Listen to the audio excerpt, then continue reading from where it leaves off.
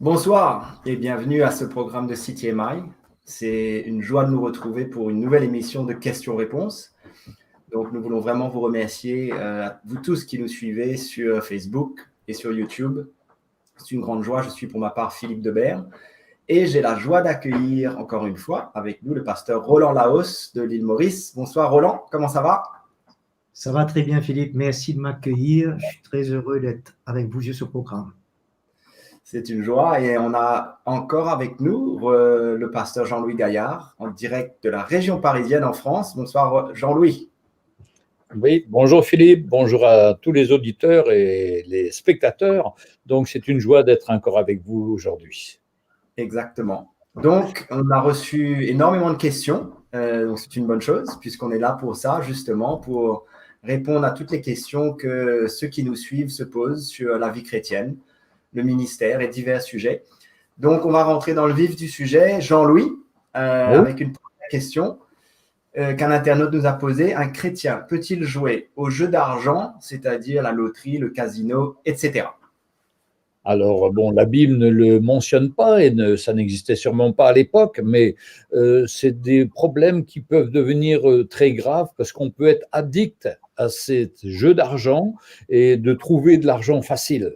Mais je trouve que dans l'argent facile, il n'y a pas de vertu, c'est-à-dire que c'est souvent rarement des bénédictions, parce que j'ai vu des gens gagner des millions et des centaines de millions, et de vouloir les placer, de se faire avoir par des gens et finir clochard sans un sou. Ils n'en ont pas profité. C'est les gens autour d'eux qui ont plutôt exploité cette personne. Et je crois que la parole de Dieu, elle est très sage. Elle nous parle dans l'évangile de Luc, où le Seigneur nous dit « Ne nous livrez pas l'amour de l'argent, contentez de ce que vous avez. » Car Jésus lui-même a dit « Je ne te délaisserai pas, je ne t'abandonnerai point. » Donc pour nous les chrétiens, on n'a pas besoin de courir après de l'argent facile, chercher absolument l'argent. La joie, la vie, c'est dans notre relation avec le Seigneur, c'est dans notre communion avec lui, c'est la joie, la paix par le Saint-Esprit. C'est pas dans les choses matérielles. Alors moi je conseillerais vraiment à ceux qui jouent d'arrêter parce que c'est pas le plan du Seigneur et ça ne leur apportera pas grand-chose, sinon peut-être même des dettes, mais de vivre de cette joie du Seigneur et nous contenter de ce qu'il nous donne, même si c'est petit. Mais le Seigneur ne donne jamais en trop parce qu'on s'éloignerait de lui.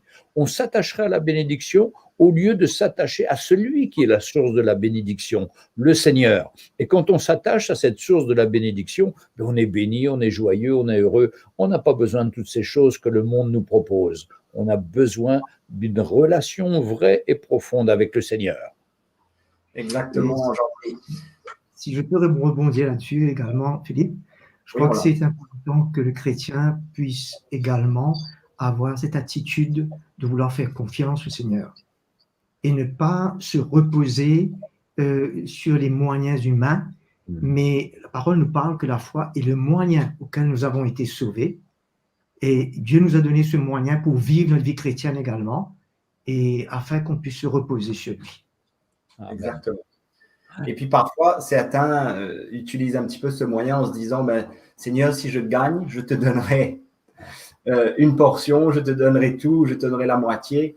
Mais je crois, comme vous avez dit, c'est tellement plus important de vraiment mettre notre confiance dans le Seigneur, qui est celui qui pourvoit à nos besoins, et de s'éloigner de ces jeux.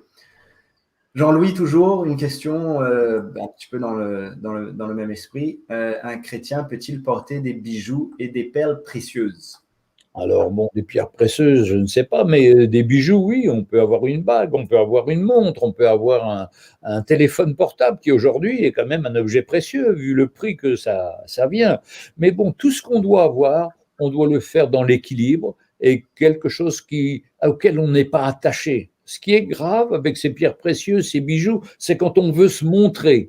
Et aujourd'hui, on est dans une civilisation où les gens veulent se montrer riches plus que riches pour faire envie aux autres. Mais nous, on ne veut pas vivre dans ce piège-là. On veut vivre dans la réalité de cette relation avec le Seigneur qui est notre vraie richesse. Et l'apôtre Paul disait déjà aux femmes qu'elles aient une tenue décente, C'est surtout ça qui est important aujourd'hui, parce qu'on voit des gens habillés d'une certaine façon qui n'est pas du tout décente et n'ont peut-être pas de bijoux parce que le pasteur l'a interdit. Mais c'est pas vrai, c'est pas juste. Hein, ce qui doit avoir une tenue sobre, on doit avoir une tenue non pas pour jouer les vedettes, mais simplement des enfants du Seigneur, et d'encourager les frères et sœurs à avoir une vie qui glorifie le Seigneur, et que nos habits transmettent aussi qu'on a ce désir de glorifier le Seigneur et de ne pas provoquer les autres avec notre habillement chatoyant ou nos décolletés ou des choses qui n'ont rien à voir et qui sont que de la chair. Voilà. Exactement.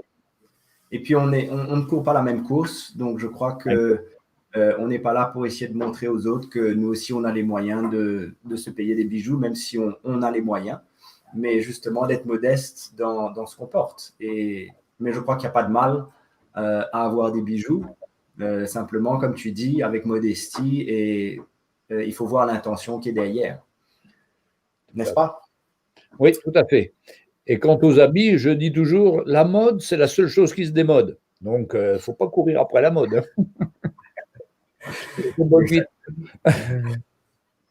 Roland, Oui, Philippe. comment être baptisé du Saint-Esprit, et est-ce que le baptême du Saint-Esprit est toujours accompagné du parler en langue? Alors, scripturairement, recevoir le baptême du Saint-Esprit, quand nous lisons la parole, nous voyons que nécessairement c'est suivi du parler en langue. Quand Jésus avait fait la promesse à ses disciples dans Actes chapitre 1er, verset 8, il dit, vous recevrez le Saint-Esprit, une puissance, et vous serez mes témoins, ainsi de suite. Et dans le chapitre suivant, quand ils furent baptisés du Saint-Esprit, dans le chapitre 2, verset 4, la parole dit qu'ils furent remplis du Saint-Esprit et se mirent tous à prier en langue. Alors nous voyons que cette évidence suit automatiquement le baptême du Saint-Esprit. Quand nous voyons dans le cas avec Corneille également, nous voyons que le don du Saint-Esprit était répandu sur les païens et tous parlèrent en langue. Dans Actes chapitre 10, versets 44 à 46. Aussi,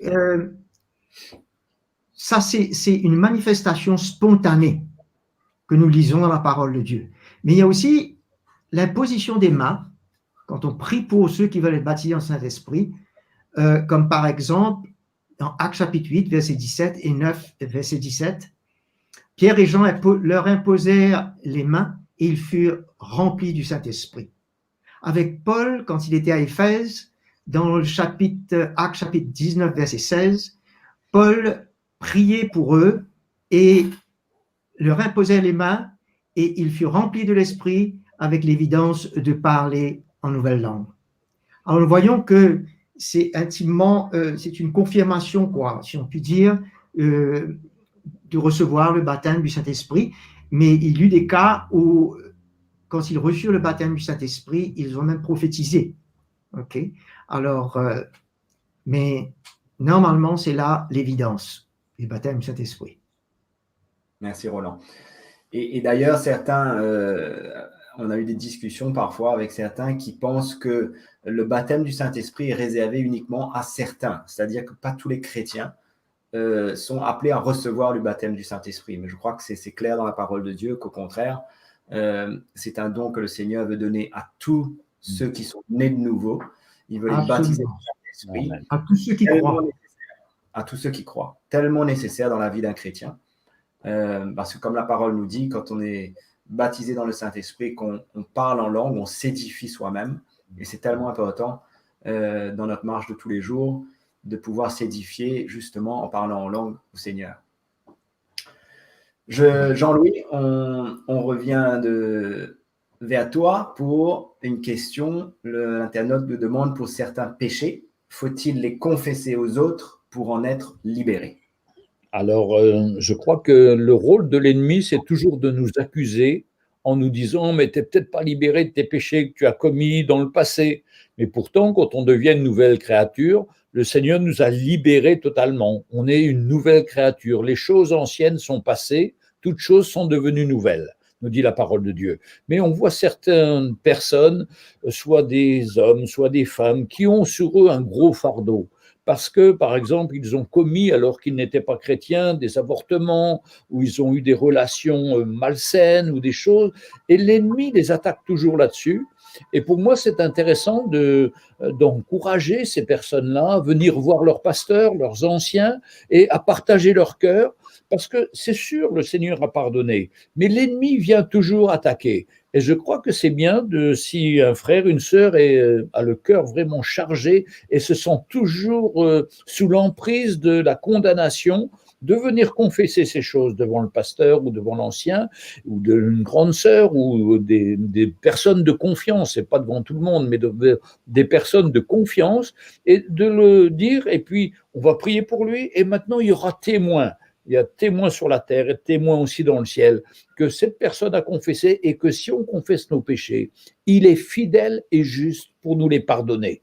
Donc ça peut concerner des péchés importants ou des péchés qui sont en général contre la chair, des péchés qui sont comme des avortements, comme des relations extra-conjugales ou autres, parce que le Seigneur nous appelle à être libres et qu'on n'ait plus de condamnation en nous. Et puis la parole de Dieu nous est dit, lorsque nous sommes malades, si quelqu'un parmi vous est-il malade, qu'il chante des cantiques, mais si quelqu'un est-il malade, on appelle les anciens de l'Église, les anciens prient pour lui en loignant d'huile au nom du Seigneur. La prière de la foi sauvera le malade et le Seigneur le relèvera. Il nous a dit, s'il a commis des péchés, ils lui seront pardonnés. Et après, il nous a dit, confessez donc vos péchés les uns et aux autres et priez les uns pour les autres afin que vous soyez guéris. Et il y a des péchés qui sont dans notre vie comme des freins qui nous empêchent, qui empêchent cette guérison. Et je me souviens, pour moi, j'avais fait une expérience malheureuse, j'étais passé dans des choses pas glorieuses, et j'avais mal au dos, j'étais malade. Et un des anciens qui était venu pour faire l'onction d'huile, il me lit ce passage et dit « Confessez vos péchés les uns aux autres ». Et j'ai senti que pour moi, il fallait que je confesse ce péché que j'avais commis et dont j'avais demandé pardon au Seigneur, mais j'avais quand même ce doute. Et j'ai demandé pardon au Seigneur et les frères ont prié pour moi. J'ai été guéri, j'ai été pardonné et vraiment j'ai senti la grâce du Seigneur. Parce que le Seigneur nous dit la prière fervente du juste a une grande efficacité, a une grande efficace. On a besoin de prières d'hommes qui se tiennent pour le Seigneur et qui vont prier pour nous libérer. Bien sûr, Jésus a tout accompli à la croix, ça ne remet pas en doute notre conversion, notre nouvelle naissance, mais simplement pour confirmer des choses qui auraient pu nous arriver ou des choses dont l'ennemi se sert pour nous rappeler que nous avons commis vraiment des choses terribles, mais que le Seigneur nous a pardonné, heureusement. Amen. C'est très clair, Jean-Louis. Et je crois que ça nous fait réaliser aussi combien les pasteurs ont vraiment besoin de porter un cœur envers le peuple de Dieu, envers tous ceux envers eux-mêmes, mais envers tous ceux qui les entourent, justement, pour avoir vraiment le cœur du Seigneur, parce que c'est ça qu'il faut faire ressentir à ceux qui sont autour de nous. C'est le cœur de Jésus qui est là pour pardonner, qui est là pour vraiment nous rendre libres et non pas nous condamner. Mais c'est triste de voir souvent dans beaucoup d'églises des chrétiens qui ont péché, qui sont tombés dans la faiblesse de leur chair, mais qui sont condamnés finalement et pointés du doigt par les pasteurs. Et c'est vraiment triste de voir ça dans les églises parce que c'est vraiment pas le cœur du Seigneur. Donc, oui. Alors, Roland, on revient de ton côté avec une question, sachant que nous sommes le temple du Saint-Esprit et que nous sommes soumis à l'autorité de Jésus-Christ. Satan peut-il mettre des questions dans notre tête et peut-il y répondre en nous faisant croire que c'est Dieu qui nous parle? Alors, la parole nous dit que le diable est comme un lion rugissant. Il cherche qui il va dévorer. De ce fait, là où il peut avoir accès aux chrétiens, c'est vraiment dans ses pensées. C'est là le champ de bataille. Et la parole nous montre clairement que dans Éphésiens chapitre 6, l'armure du chrétien est entre autres le bouclier de la foi et comment la foi dans notre cœur peut faire face comme un bouclier pour arrêter les traits enflammés du malin.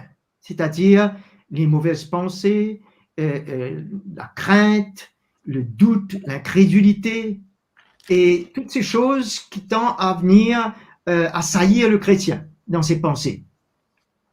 Alors, de ce fait, il y a possibilité que l'ennemi puisse parler pour influencer la pensée du chrétien. Et quand nous avons aussi également la parole de Dieu en nous, la vérité, nous sommes capables de discerner si c'est la voix de Dieu ou celle du diable. Et bien entendu, si c'est celle de Dieu, ça emmènera une paix dans notre cœur. Mais le diable, quand il parle, ça trouble. Alors, on arrive à discerner d'une part, comme cela, mais aussi, la chose qui définit le plus la voix de Dieu, c'est la paix. La paix de Dieu dans notre cœur quand Dieu nous parle et nous donne une directive. Et qu'on ne soit pas troublé. Mais l'ennemi, définitivement, si le chrétien recherche pas le Seigneur, n'est pas connecté dans sa parole et la vérité dans son cœur, ah ben, il pourra confondre et quelquefois l'ennemi va vouloir décevoir en donnant une pensée pour faire croire que c'est Dieu qui parle et emmène le chrétien à prendre de mauvaises décisions. Mais grâce soit en Dieu Seigneur qu'il nous équipe non seulement par une armure mais par sa parole, qui agit comme cette armure, et par le Saint-Esprit qui est en nous pour en témoigner sa paix. Amen. Et c'est tellement important justement d'être près de nos frères et de nos sœurs et de pouvoir confier toutes ces luttes, toutes ces pensées, bien sûr à des frères et des sœurs qui peuvent nous aider. Donc de ne pas garder toutes ces luttes pour soi, mais de pouvoir en parler, de pouvoir partager. Et je crois que ça aidera certainement tous ces chrétiens qui peut-être ont toutes sortes de pensées et de questions avec lesquelles ils luttent. Merci. Jean-Louis, Oui. Une question dans mon travail, presque tout le monde est malhonnête. Alors je reste intègre, mais je vois ce que mes collègues font. Dois-je les dénoncer? Suis-je coupable si je ne dis rien? Que dois-je faire? Alors ça, c'est une question importante parce que c'est une question d'actualité. Les gens sont devenus de plus en plus enragés pour trouver de l'argent par tous les moyens. Ils sont prêts à voler, ils sont prêts à tout. Mais nous, c'est pas l'argent qui nous intéresse parce que la Bible nous dit qu'on ne peut servir soit Dieu, soit Mammon. Donc nous, on doit servir le Seigneur. Et la parole de Dieu nous dit que ceux qui veulent s'enrichir tombent dans la tentation, dans le piège et dans beaucoup de désirs insensés et pernicieux qui placent les hommes dans la ruine et la perdition. J'ai vu dans beaucoup d'entreprises des gens qui trafiquaient, qui revendaient, qui volaient le patron, qui trafiquaient derrière. Mais quelques années après ou quelques mois après, l'entreprise était en faillite et tout le monde était licencié. Tout le monde a perdu. Et ceux qui ont volé n'ont pas profité des choses, parce que c'est des choses mal acquises et ça ne satisfait pas. La parole de Dieu nous dit qu'on doit combattre le combat de la foi, et laquelle on a été appelé, et pour laquelle on doit se défendre et garder notre cœur pur, ne pas se mélanger à tous ces trafics, mais rester honnête dans la lumière. Il dit, pour toi, homme de Dieu, fuis ces choses, recherche la justice, la piété, la foi, la charité, la patience, la douceur. J'ai connu, ça fait 50 ans ou 60 ans que je suis dans la région parisienne, et au début, j'ai rencontré des gens qui étaient simplement coursiers, par exemple, dans des grandes entreprises. Et ils faisaient les courses, mais c'était des chrétiens. Et quand ils disaient qu'ils faisaient une course, eh bien, ils la faisaient, et ils la faisaient comme il faut. Et pour finir, ces gens-là ont été remarqués par le patron et par toute la chaîne des gens qui travaillaient là, et petit à petit, ils sont montés jusqu'au poste de directeur général. C'est Dieu qui élève, c'est Dieu qui donne à ses enfants un bon travail si ses enfants marchent dans son plan et restent des témoignages pour lui. On n'a rien à gagner à rentrer dans les trafics. Un jour, tout s'écroule, un jour, tout est découvert et c'est la honte. Mais pour nous qui sommes chrétiens, nous sommes appelés à marcher dans la droiture et la justice et de représenter le Seigneur là où on est. Jésus a dit aux soldats, contentez-vous de votre solde, n'essayez pas les soldats, en général, ils demandaient toujours un peu d'argent à droite, à gauche. Au temps des Romains, c'était comme ça aussi. Et Jésus dit, non, non, pour vous, Jean-Baptiste, qui lui leur dit, surtout, contentez-vous de votre solde. Et on doit être satisfait que ce que le Seigneur nous donne. Tout à fait. Mais donc, cette personne, il se demande finalement, est-ce qu'il doit les dénoncer? Bon, il n'est pas coupable, forcément, il n'est pas coupable puisque ce n'est pas lui qui agit de la sorte. Est-ce qu'il doit les dénoncer? Maintenant, c'est à lui de prier le Seigneur et à demander au Seigneur. On n'a pas de règle automatique. Il faut avoir cette relation avec le Seigneur qui va montrer si ça engage la vie de quelqu'un sur vraiment sa vie personnelle, le danger pour lui, pour sa famille. Mais c'est un cas de conscience et c'est à nous de le remettre devant le Seigneur et à demander au Seigneur sa réponse. Et le Seigneur va nous éclairer. Exactement. C'est aussi pour protéger cette personne parce qu'il va finir dans la catastrophe. Exactement. Très clair. Roland, quand Jésus a été tenté, a-t-il été emmené physiquement dans le désert, sur le haut du temple, sur une haute montagne, ou bien est-ce que Satan lui a parlé en esprit? Je crois qu'on ne peut pas être vraiment définitif concernant cet événement. Si ça s'est passé dans le domaine naturel, exactement. Mais dans Actes chapitre 8, versets 39 et 40, si on peut voir un événement surnaturel, quand Philippe a rencontré l'eunuque, et quand il aurait terminé avec l'eunuque, après son partage, la parole nous dit que l'eunuque a vu qu'il a disparu devant lui et qu'il s'est retrouvé dans une autre ville. Alors, nécessairement, ça a été une intervention surnaturelle, bien entendu, de Dieu. Et exactement, nous ne pouvons pas expliquer, mais Dieu peut intervenir et même se servir des anges. Parce que nous voyons dans le livre des Actes, les anges ont beaucoup travaillé avec les chrétiens pour les aider à la propagation de l'évangile, et peut-être qu'ils nous aideront aussi dans cette fin de temps.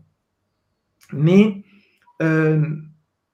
c'est sûr que le Seigneur, lui, peut faire de grandes choses qui nous dépassent notre entendement. Mais quand la parole nous dit dans le verset 5, le verset 8, que Jésus le diable le transporta, premièrement, sur le mont du Temple, et en second lieu, pour voir les royaumes d'ici-bas.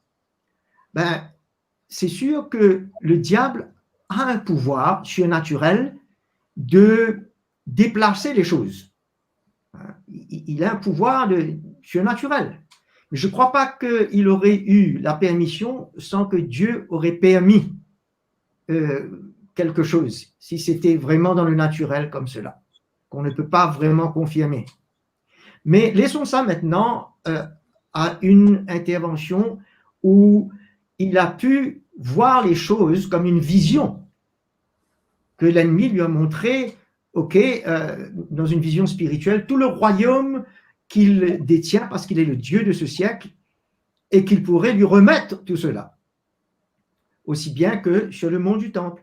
Alors, nous voulons nous arrêter tout simplement à une vision surnaturelle, spirituelle. Voilà.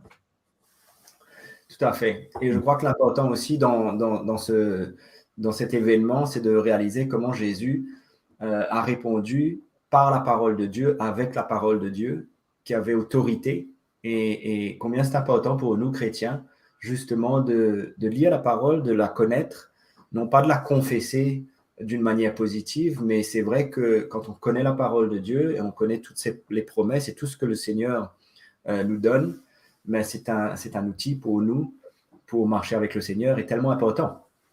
Donc, l'importance de la parole de Dieu.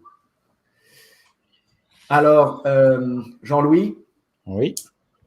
Un sujet qui est d'actualité aussi, puisque dans beaucoup d'églises est prêché justement l'évangile de la postérité. Alors, le sujet de l'argent, de la prospérité, pardon, le sujet de l'argent est de plus en plus dans la bouche des pasteurs. Cet internaute nous écrit: des promesses de richesse sont prêchées dans mon église si je donne mon argent. Donc, j'ai un cœur pour donner, mais il semble que ce n'est jamais assez et je culpabilise car je ne gagne pas beaucoup d'argent. Alors, vais-je être privé de bénédiction si je n'obéis pas au pasteur? Alors, c'est quand même un gros problème dans les églises parce que la parole de Dieu nous encourage, nous les pasteurs, premièrement, à ne pas rechercher l'argent ni l'amour de l'argent, mais au contraire, à fuir ces choses, nous dit la parole dans 1 Timothée 6, verset 11. Pour toi, homme de Dieu, fuis ces choses et recherche la justice, la piété, la foi, l'amour, la patience, la douceur. Combat le bon combat.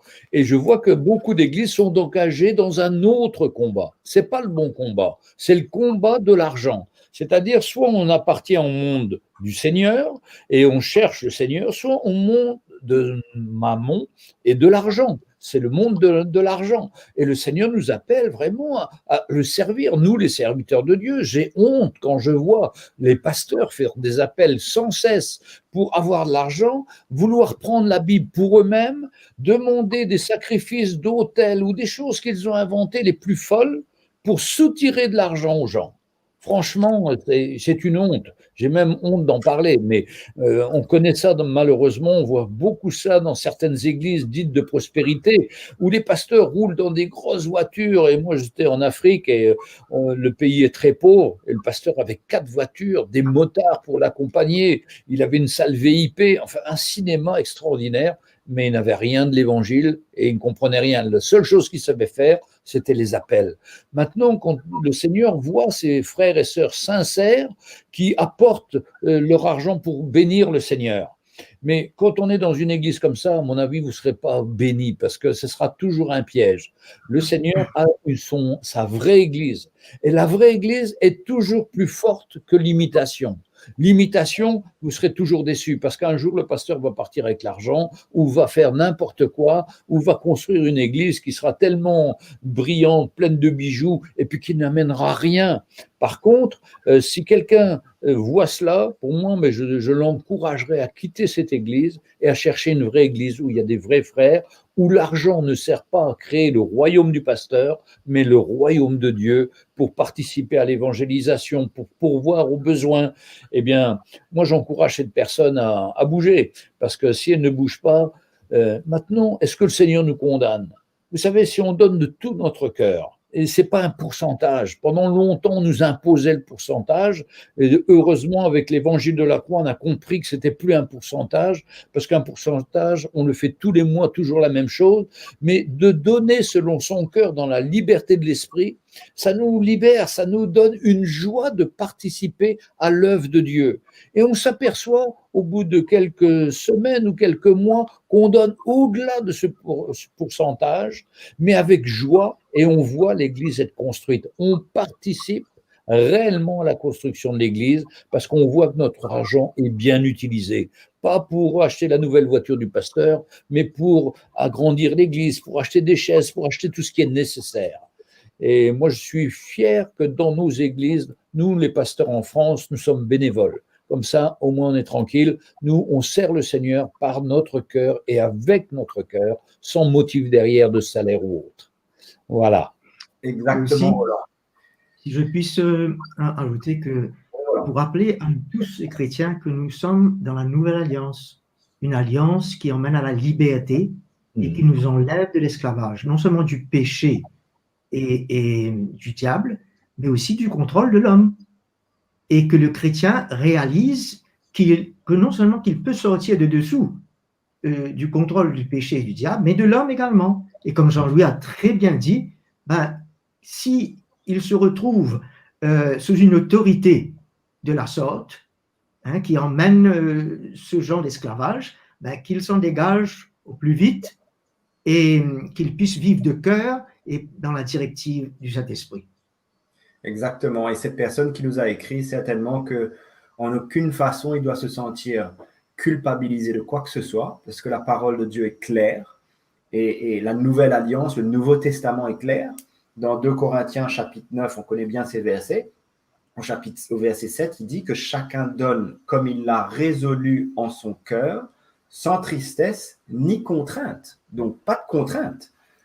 Et il continue, car Dieu aime celui qui donne avec joie. Et je crois que celui qui nous a écrit, mais il a la joie de donner, d'ailleurs il le dit, il a vraiment à cœur de bénir, il a à cœur de donner, mais la parole nous dit clairement qu'il ne doit avoir aucune contrainte pour le faire et aucune pression. Et il continue, Dieu, et dans le verset 8, et Dieu peut vous combler de toutes ses grâces, afin que possédant toujours en toutes choses de quoi satisfaire à tous vos besoins, vous ayez encore en abondance pour toute bonne œuvre. Ça veut dire pour bénir les autres, pour bénir ceux qui sont dans le besoin, sans aucune contrainte et sans aucune obligation. Et c'est tellement une grâce de servir Jésus dans l'esprit de la nouvelle alliance. Et non plus sous une loi et les principes qui étaient ces principes qui régissaient finalement le peuple d'Israël, puisque cette loi, avec toutes ces ordonnances, c'était pour le peuple d'Israël et pas pour nous. Oui, donc voilà, nous passons à une autre question. Roland, pardon. Pourriez-vous m'expliquer ce verset de Jean, chapitre 16, verset 8, qui nous dit « Le Saint-Esprit convaincra le monde en ce qui concerne le péché, la justice et le jugement. » Alors, que sont ces trois choses exactement? Le péché, la parole nous dit, s'il ne croit pas en Jésus, le Fils de Dieu. C'est le plus grand péché qu'un homme peut commettre. Et le Saint-Esprit va convaincre le monde, l'homme, de ce péché. Et concernant la justice a été faite à la croix. Parce que Jésus parle qu'il allait vers le Père, il repartait vers le Père. En d'autres mots, qu'il avait tout accompli pour que justice soit faite à la croix, pour sauver l'homme. Alors l'Esprit de Dieu va convaincre que cette justice a été faite et qu'aujourd'hui, quiconque qui accepte Jésus peut être justifié devant Dieu. Et le jugement, c'est qu'il n'aura aucune raison, s'il refuse Jésus-Christ comme sauveur et refuse cette justice, de se retrouver sous le jugement. Comme le diable lui-même a refusé et a opposé Dieu et son plan, il est jugé, comme la parole nous dit, déjà, et tous ceux qui sont sous son contrôle seront jugés comme lui. Amen. Donc, j'en profite pour accueillir tous ceux qui nous ont rejoints en cours d'émission. Je suis Philippe Debert et nous avons avec nous pour ce question-réponse le pasteur Roland Laos de l'île Maurice et le pasteur Jean-Louis Gaillard de France. Et je vous rappelle que vous pouvez visiter notre site web que vous voyez à l'écran, www.ctmi.org, où vous trouverez beaucoup de contenu très édifiant avec des études bibliques, des prédications et autres matériels qui vous encouragera certainement dans votre marche chrétienne. Donc, restez connectés et abonnez-vous à nos différentes chaînes YouTube et bien sûr sur Facebook. Alors, nous allons du côté de la France avec Jean-Louis. Est-ce biblique de donner un nom ou d'accrocher un logo sur une assemblée du corps de Christ, sur une église? Oui, bien sûr que c'est biblique parce que nous ne sommes pas une association secrète, nous sommes des associations officielles, reconnues par l'État. Nous avons déposé nos statuts, nous faisons notre assemblée générale suivant les règles de chacun des pays et on veut surtout pas être caché, mais au contraire indiquer aux personnes qui se promènent dans une ville que là, il y a des chrétiens. Et quand je voyage, c'est toujours là où je cherche mes frères pour trouver des frères là où je voyage. Et on n'est pas des sociétés secrètes qui sont cachées, qui font les choses. On fait les choses à la lumière du Seigneur. Donc, maintenant, quant au nom et au logo, nous nous appelons Église évangélique missionnaire de la ville de Nanterre. Alors, ça fait un peu long à dire à tout le monde. Donc, on a pris un petit logo. EEMN, ça veut dire la même chose, Église évangélique missionnaire de Nanterre. Voilà, c'est tout simple. Mais il n'y a pas trop de questions à se poser sur ces choses-là. Donc, on est dans la lumière, on veut que les gens sachent que là, il y a une église, là, il y a des enfants de Dieu qui se réunissent et qui sont les bienvenus. Exactement. Et puis, je crois que la dénomination, ce n'est pas le plus important. Je crois que c'est surtout que la vérité soit prêchée et que justement les chrétiens puissent représenter le Seigneur par leur vie. Amen. Et que la vérité de la parole de Dieu est prêchée là où nous sommes. Ouais. Tout à fait. Roland, une question pour toi. est-ce biblique d'avoir une école de disciples qui forme au ministère d'autorité de prophète? Moi, je dirais que nous n'allons pas simplement parler de prophètes, nous parlerons tous les ministères qui sont mentionnés dans Éphésiens, chapitre 4. Ils sont tous avant tout des anciens dans une église locale où ils sont reconnus, ils fonctionnent, ils sont en relation, et de là, ils vont progresser et avancer vers un de ces 5 ministères, si bien entendu les seigneurs les appellent. Ok, mais c'est pas biblique de dire d'une école peut être produit ou sortir des 5 ministères, malgré que à l'école biblique, on peut être béni et être édifié, mais ce n'est pas là pour produire les ministères dans l'esprit. Cela se fait dans la relation dans l'église locale, en relation avec les serviteurs de Dieu et fonctionnant ensemble, étant reconnus. Ouais. Et je crois c'est tellement important aujourd'hui, puisque c'est vrai que beaucoup s'approprient des titres et des positions. Mais je crois que c'est tellement important de voir déjà dans la parole de Dieu comment ces ministères se sont élevés au milieu des anciens. Et au milieu des anciens, certains ministères se sont élevés. C'est ça qu'aujourd'hui, on doit retrouver aujourd'hui finalement au milieu de l'Église.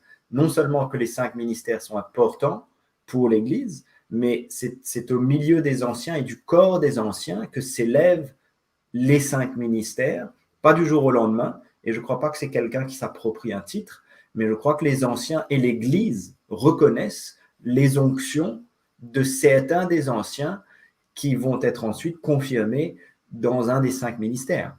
N'est-ce pas? Oui, tout à fait. Absolument. Ouais. Donc, tellement important de voir ces 5 ministères opérer dans l'Église. C'est une protection pour l'Église, une protection pour le peuple de Dieu, et surtout de voir les anciens travailler ensemble d'un même cœur. C'est la sécurité pour l'Église, pour garantir et protéger finalement la saine doctrine de Christ. Effectivement, parce que ce n'est pas le titre uniquement qui compte, ce n'est pas l'onction qu'il y a dans la vie, il y a aussi la vie de la personne. Et dans une église locale, on connaît ceux qui sont appelés, ceux qui servent le Seigneur, et on voit dans quelles conditions ils servent le Seigneur. On voit leur vie de famille, on voit qu'ils ont le culte à la maison, on voit qu'ils sont intéressés par l'œuvre du Seigneur. Tandis qu'on a connu des gens qui allaient dans les écoles se former et qui sortaient avec un diplôme, mais qui avaient des vies en bâton de chaise, qui étaient dans l'adultère, et ça a amené que la catastrophe. Ils avaient le diplôme ou ils avaient le titre, mais ça n'a pas changé les vies de personne, et au contraire, leur vie a été une catastrophe. Et justement, c'est l'important que ça sorte des églises locales, où déjà les personnes se convertissent, se donnent au Seigneur, où ça rajoute à l'église, mais on les voit à l'œuvre, on connaît leur vie, on connaît leur famille. Et là, on voit tout à fait comment ils servent le Seigneur, d'abord à la maison et ensuite dans l'église. Et là, on est sûr d'avoir des gens qui se tiennent pour le Seigneur dans les 2 aspects de leur vie. Exactement, tellement important finalement de voir la vie des anciens. Et je me souviens que quand je suis venu à Maurice, j'ai habité pas mal de temps chez les anciens et j'ai vu leur vie, et ils étaient pour moi un vrai témoignage et des exemples et des modèles. J'ai vu leur vie, j'ai vu leurs relations au sein de leur famille, avec leurs enfants, leur épouse, et leur désir de servir le Seigneur, de servir le peuple de Dieu. Et je crois que c'est comme ça que finalement les serviteurs de Dieu doivent être des vrais exemples et des vrais modèles. Et que le peuple de Dieu puisse justement les connaître vraiment. Donc, oui, tellement important. Alors, nous continuons. Jean-Louis, justement, est-ce biblique que le pasteur choisisse l'équipe avec qui il travaille, il les établisse comme lui il veut et exclut qui il veut? Alors, bien sûr que non, parce qu'un pasteur, c'est déjà un ancien, il doit faire partie d'un conseil des anciens, chacun a la même capacité de parler, d'exprimer leurs désirs, leurs souhaits, mais de jamais faire la volonté d'un homme, qui soit le pasteur ou qui soit le président ou qu'il soit tout ça, ça ne devrait pas exister.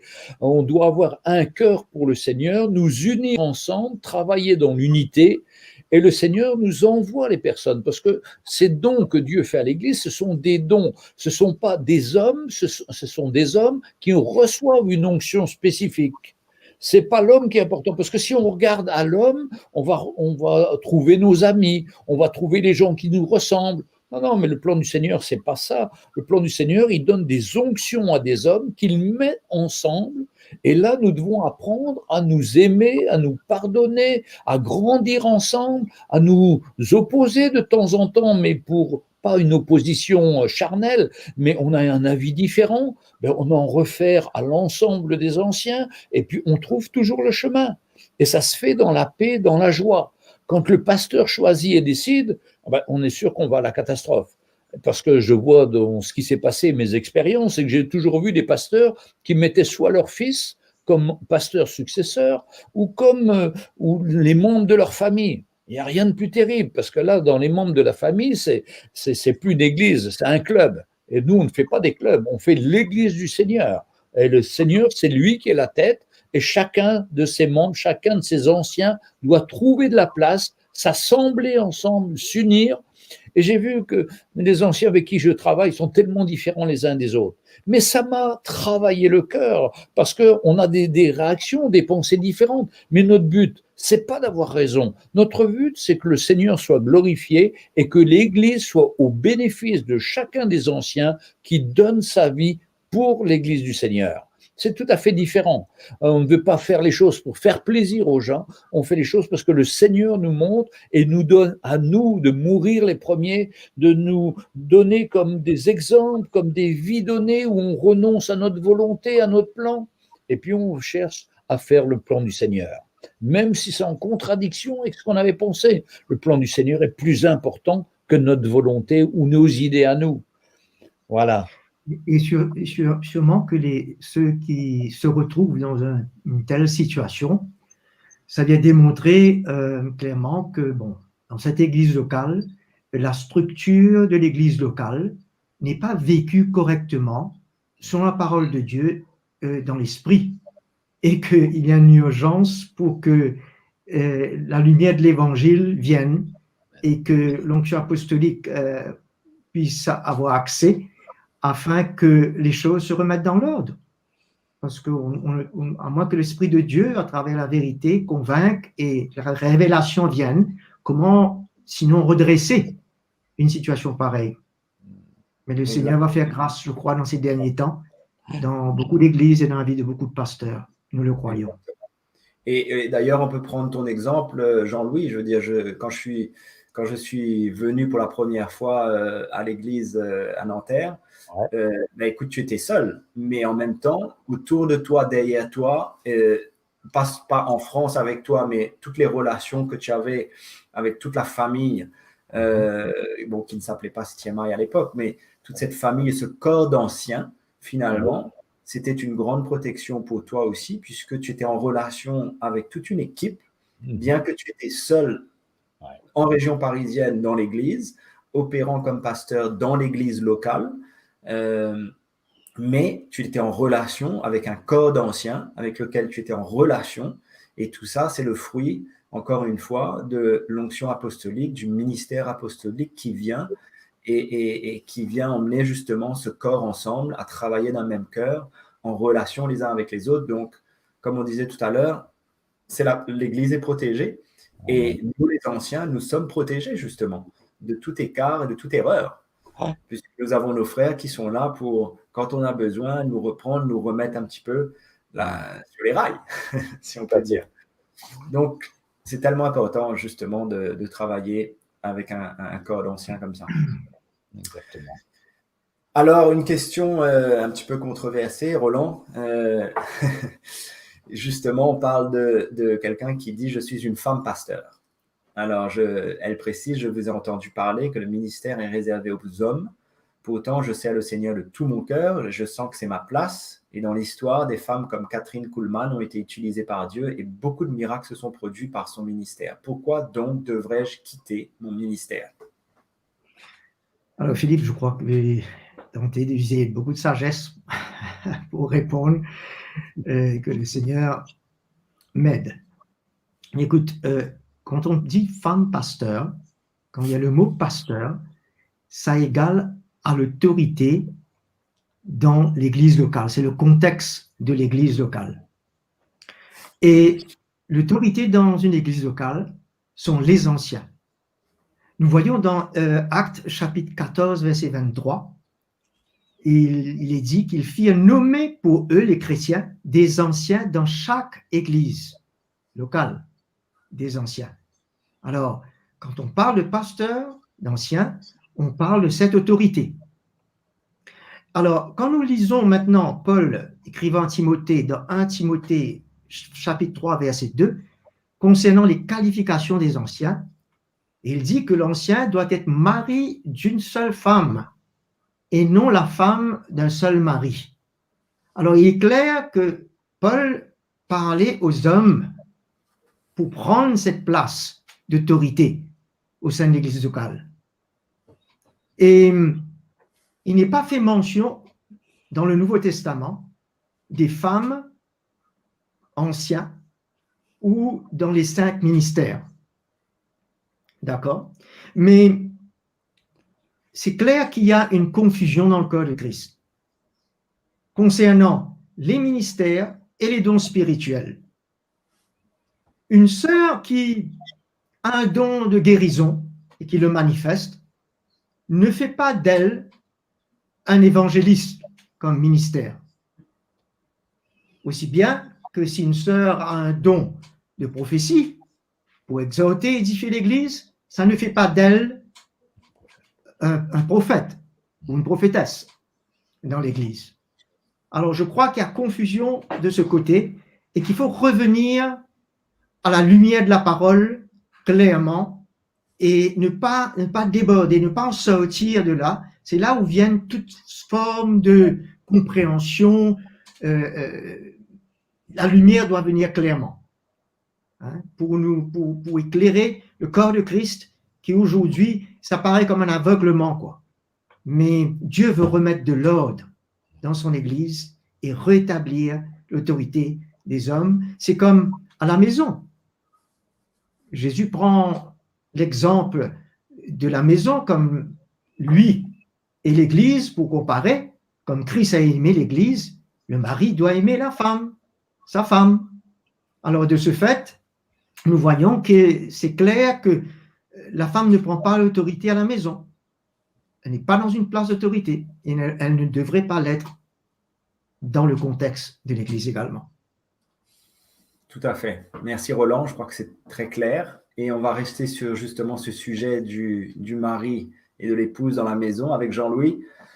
Une question, un mari peut-il dire à sa femme d'être soumise? Certains hommes profitent de leur position et ne réalisent pas qu'ils le font de manière légaliste.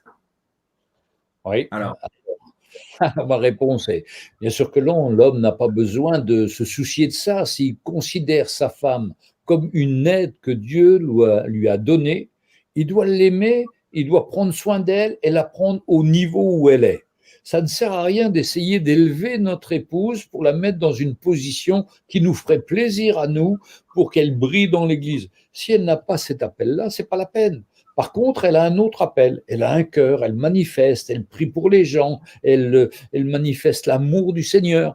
Eh bien, il faut qu'on vienne au niveau de notre femme et au contraire, qu'on l'utilise là où elle est, parce qu'on ne peut pas forcer les gens à faire semblant ou à jouer dans un rôle.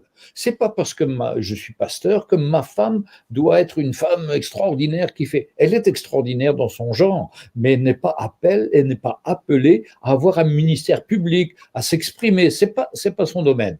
eh bien, on l'accepte pleinement. Mais je veux dire que moi aussi, pendant longtemps, je voulais que ma femme soit comme une star, comme elle sache parler, qu'elle puisse reprendre.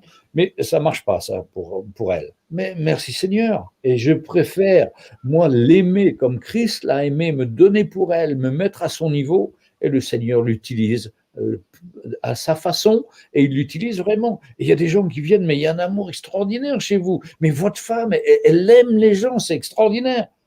Et dedans, je me sens un peu jaloux parce que je trouve qu'elle a encore plus d'amour que moi pour les gens. Et je suis vraiment honoré et fier de ma femme. Mais je ne veux pas mettre de pression sur elle. Et il faut enlever sa main. Exactement. Si je peux ajouter quelque chose, parce que la question nous demande également, est-ce qu'un mari peut-il dire à sa femme d'être soumise? Je ne crois pas que c'est quelque chose qu'on doit dire. C'est quelque chose qui se vit de cœur. Amen. Quand le mari de cœur prend sa croix, s'humilie et son cœur est brisé, il va aimer sa femme comme Jésus a aimé l'Église. Et en le faisant, sa femme va naturellement se soumettre. Exactement. Pas quelque chose qui doit être forcé ou appliqué, mais cela sera de cœur. Aussi bien de cœur il se donne envers sa femme et l'aime, de cœur elle se soumettra. Exactement. Amen. Ouais. Tellement important dans le foyer. Ouais. Alors, Roland, une question, un petit peu d'interprétation. Dans Matthieu 9, 8, il est dit, quand la foule vit cela, elle fut émerveillée et célébra la gloire de Dieu qui a donné un tel pouvoir aux hommes. Alors, est-ce que Dieu a donné ce pouvoir à l'homme en général, c'est-à-dire hommes et femmes, ou juste aux hommes? Alors, je crois que oui, c'est assez simple de répondre à cette question parce que je crois que le Seigneur parlait en termes généraux qui englobaient hommes et femmes. Exactement. Bien entendu, il n'a pas donné le pouvoir de pardonner les péchés parce que c'est seulement Jésus qui a le pouvoir de pardonner les péchés. Et cela parle le pouvoir de guérir les malades. Et cela est donné à nous tous. Amen. Par la grâce Exactement. de Jésus. Tout à fait. Jean-Louis, un internaute qui demande, avant de me marier, faut-il que j'en parle avec les anciens de l'Église et aux parents de la fille? Mais je crois que tout ce qui concerne notre vie, on doit déjà demander aux anciens. Si on sert le Seigneur, si notre place est dans l'Église, qu'on est connu de tous, eh bien, avant même de se marier, avant au moment même des fiançailles, on va demander aux anciens leur avis, ce qu'ils en pensent, et on leur demande de prier pour nous. Et puis, bien sûr, on va demander aux parents. Ça, c'est évident, parce que c'est aux parents qu'on doit cette jeune fille qui nous est donnée en mariage. Donc, il y a vraiment... Parce que le mariage, c'est pas on va se marier pour faire la fête. Non, non, on va se marier pour servir le Seigneur et que ma femme soit un soutien pour moi et que moi, je sois un soutien pour elle. C'est plus du tout comme dans le monde. On se marie pour servir le Seigneur et pour que notre couple soit à la gloire du Seigneur. Et je dis toujours, un couple qui se marie, eh bien, c'est une petite église qui démarre quelque part, parce que le but du mariage, c'est que dans notre famille, dans notre maison, eh bien, on ressente l'amour, la paix du Seigneur, que les gens viennent chez nous et puissent ressentir, mais on se croirait à l'église, les gens sont pleins d'amour, pleins de gentillesse, ils nous accueillent, ils ont un cœur. Eh bien, je crois que c'est vraiment important d'avoir un mariage sur des bonnes bases et de pouvoir vraiment baser cela dans la lumière et demander la prière aux uns aux autres, aux anciens, pour qu'ils nous bénissent et que ce mariage soit vraiment à la gloire du Seigneur et qu'on ne dévie pas, mais qu'on reste attaché au Seigneur, attaché l'un à l'autre pour toute notre vie. Moi, ça fait 46 ans que nous sommes mariés et c'est comme ça qu'on veut servir le Seigneur. Exactement. Et toi, Roland, combien d'années? Je crois que ça veut dire 35 ou quoi? Alléluia. Ouais. Moi, 25. Donc voilà, on est. Bien. J'arrive. Alors, Jean-Louis, toujours avec toi. Probablement la même personne qui demande: puis-je avoir des relations avec elle avant le mariage? Eh bien non, la Bible condamne ces relations hors mariage, malgré que maintenant c'est devenu presque normal, mais pas dans les églises. Si on appartient au Seigneur, on doit vivre comme des chrétiens et observer la parole du Seigneur et lui obéir. Maintenant, il y a beaucoup d'une chose que je voudrais préciser. Dans le monde actuel, ils confondent le mot amour avec le mot, comment dirais-je, j'ai oublié de mot, convoitise. C'est-à-dire que les gens convoitent pour le mariage, pour avoir une jeune fille, pour se marier, pour avoir des relations avec elle, mais on se trompe. Le vrai amour, c'est l'amour du Seigneur, l'amour que le Seigneur a préparé une personne, pour notre mariage, pour qu'on se marie avec, pour qu'on la serve, pour qu'on soit une bénédiction pour elle, qu'on se donne à elle, et elle vis-à-vis de nous, et qu'on fasse quelque chose qui soit à la gloire du Seigneur. Et vous savez, quand on est marié dans le plan du Seigneur et que on attend le mariage pour avoir des relations sexuelles, eh bien le Seigneur bénit et on a une vie glorieuse, tandis qu'autrement les gens font des expériences à droite, à gauche, s'éloignent du Seigneur et se découragent. Non, c'est le mariage, c'est quelque chose de sérieux. Surtout pas de relations sexuelles avant le mariage. Soyons au contraire distants. Considérons notre fiancée comme une sœur. Respectons-la, honorons-la et nous manifestons la grâce du Seigneur. Exactement. Tellement important. Et c'est tellement une bénédiction finalement de vivre comme ça jusqu'au mariage et de vraiment respecter celle ou celui avec qui on sait qu'on fera notre vie et qu'on ressent que c'est vraiment le plan de Dieu. C'est tellement une grâce finalement d'entrer dans le mariage comme ça, en s'étant respecté, rester pur l'un envers l'autre et finalement de considérer notre futur comme une sœur ou un frère dans le Seigneur. Et c'est en dehors de tout ce qu'on trouve finalement dans le monde, mais c'est définitivement comme ça que le Seigneur veut qu'on puisse aller jusqu'au mariage. Puisque ce n'est que là que la parole nous dit, ben, les deux deviendront une seule chair. Ils quitteront leur père, leur mère, ils deviendront une seule chair. Pas avant. Donc c'est clair. Roland, la Bible dit « éprouver les esprits ». Alors comment on fait ça exactement? Plus que jamais, Philippe, je crois qu'il sera tellement important dans ces derniers temps de pouvoir éprouver les esprits, qui veut dire discerner, tester. Et dans le contexte de cette phrase, éprouver les esprits, qui se retrouve dans 1 Jean chapitre 4, verset 1er, il parlait de l'esprit d'Antichrist, que ceux qui ne croient pas et ne confessent pas que Jésus-Christ est venu dans la chair pour sauver les hommes. Et comment cet esprit d'Antichrist est déjà là, comme dit l'apôtre Jean, et même encore plus en cette fin des temps, qui se manifeste sous toutes ses formes, et qui même veulent avoir accès sous toute forme d'hérésie dans l'Église, et comment le chrétien doit être alerté, avisé, sur ses gardes, afin de pouvoir examiner toutes choses, discerner. Paul nous le parle, ainsi que Pierre. Paul nous le parle dans 2 Corinthiens 11, verset 3, et Pierre dans 2 Pierre 2, verset 1er. Il parle des faux ouvriers, des faux apôtres, des faux prophètes, des faux docteurs, qui voudront s'infiltrer dans l'Église avec des hérésies de perdition, qu'il nous dit. De ce fait, plus que jamais, encore une fois, je le redis, comment c'est important, et nous remercions le Seigneur pour l'onction apostolique, nous remercions le Seigneur pour la pureté de l'Évangile, afin que cela garde nos cœurs, nous protège d'une part, mais d'autre part, nous établit sur une fondation où on sait en qui on croit et on arrive à discerner clairement dans l'esprit et on voit de loin venir les hérésies. Aussi, il est parlé d'examiner les prophéties. Dans 1 Thessaloniciens 5, versets 20 et 21, Paul nous dit, ne méprisez pas les prophéties, mais examinez toutes choses et pour en retirer ce qui est bon. Ok.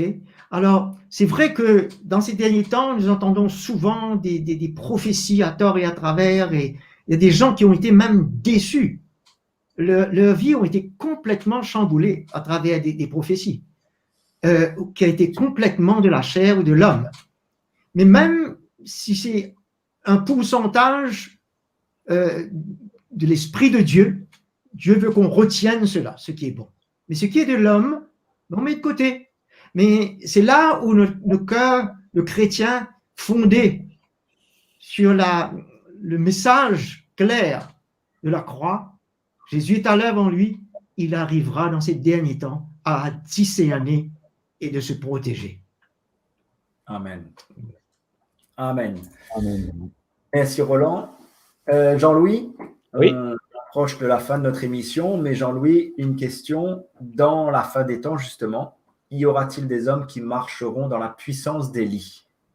Alors, c'est une question parce qu'au début, quand Jean-Baptiste est arrivé, il marchait dans la puissance d'Élie. C'est ce que lui dit la prophétie, qui est l'ange vient voir son père et sa mère et lui dira et ton fils va marcher avec la puissance d'Élie pour ramener le cœur des pères vers leurs enfants et conduire les rebelles à penser comme les justes afin de former pour le Seigneur un peuple préparé. Donc, c'est là que Zacharie ne croit pas et c'est là qu'il devient muet. Donc, le dernier prophète, c'est vraiment Jean-Baptiste, en tant que prophète qui vient de l'Ancien Testament juste avant Jésus. Mais aujourd'hui, il y a des gens qui se permettent de dire « Ah, mais il y a un prophète qui s'appelle Kakou, ou il y a un autre qui est venu et qui vient de la part de Jésus, qui nous dit « Jetez vos Bibles, on n'a plus besoin, écoutez-nous ». Ça, ce sont vraiment des faux prophètes et il n'y a pas dans la Bible d'hommes qui viendront pour apporter des choses comme cela. Donc, ça peut être aussi, quand on va à Jérusalem, on est toujours frappé de voir qu'il y a des gens qui ont le syndrome de Jérusalem. C'est-à-dire, ils arrivent là, ce sont des gens tout à fait ordinaires, ils sont soit chrétiens, soit pas chrétiens du tout, et tout d'un coup, ils se mettent avec un drap blanc sur la tête et ils vont dans les rues pour annoncer qu'ils sont Jean-Baptiste, que Jésus revient, des trucs complètement farfelus. Ça s'appelle le syndrome, c'est un problème quand même psychique qui affecte les touristes qui vont à Jérusalem. Et là, ils ont préparé un hôpital spécial et ils les prennent et ils les mettent pendant 3 jours à dormir, leur font faire une cure de sommeil et les gens ressortent tout penauds. Mais qu'est-ce qui m'est arrivé? Ils ne savent plus. C'est un problème psychologique. Donc, il faut se méfier de toutes ces manifestations de ces hommes qui disent avoir une révélation supérieure à la parole de Dieu et ça n'existe pas, ça ne devrait pas exister. On a cette parole qui est vraie et on doit ne rien rajouter à cette parole et croire tout ce qu'elle dit. Mais je ne vois pas du tout que des hommes vont venir et marcheront sur la puissance d'Élie, ni dans l'Apocalypse, ni dans la fin des temps. Voilà ma réponse. Merci Roland. Mais écoutez, on est arrivé à la fin de notre émission et je veux remercier Jean-Louis et Roland vraiment d'avoir été avec nous, d'avoir pris du temps pour préparer ces réponses à tous ceux qui nous ont posé ces questions bien intéressantes. Jean-Louis, merci. Merci, c'est un plaisir d'être avec vous et au fur et à mesure, on est de plus en plus décontracté et c'est de plus en plus facile à partager avec vous. Tu es très relax. Tu es très relax. Roland, merci d'avoir été avec nous ce soir. Philippe, c'était une joie pour moi. Merci beaucoup. Merci.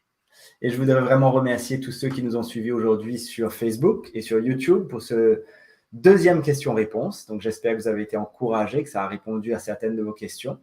Et on s'excuse si on n'a pas pu répondre aujourd'hui à toutes les questions, puisqu'il y en avait beaucoup. Et le temps nous a pas permis de couvrir toutes les questions, mais on vous promet d'y répondre la prochaine fois. Alors, nous nous retrouverons le 13 août. Donc, notez bien ce prochain rendez-vous pour un question-réponse. Et si entre-temps, bien sûr, vous souhaitez nous laisser un témoignage ou partager comment ce programme vous a aidé, et bien entendu, vous pouvez nous envoyer vos questions pour notre prochaine émission. Et surtout, n'hésitez pas. Nos coordonnées s'affichent à l'écran, donc envoyez-nous vos questions et vos témoignages. On était content d'être avec vous pour ma part et je vous retrouve la prochaine fois. Que le Seigneur vous bénisse. À la prochaine fois. Merci.